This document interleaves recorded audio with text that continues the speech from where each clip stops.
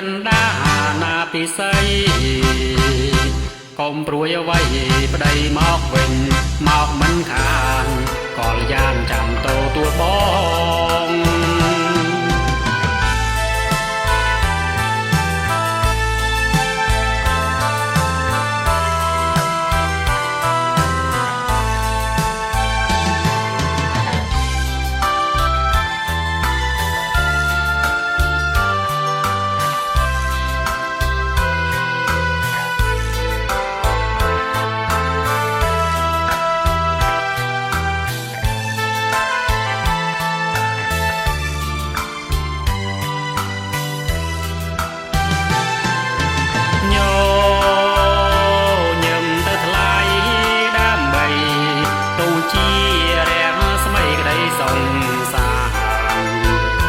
បងព្រាបទៅ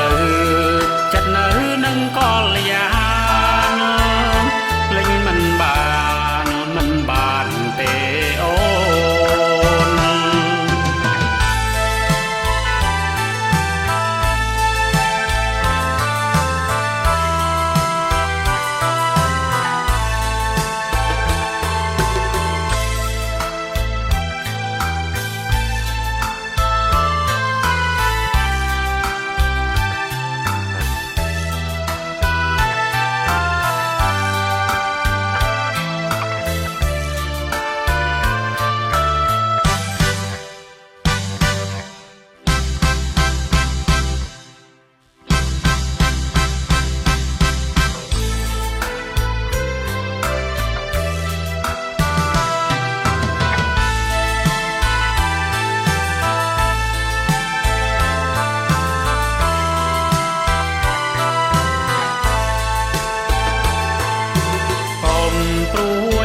ប្រលឹង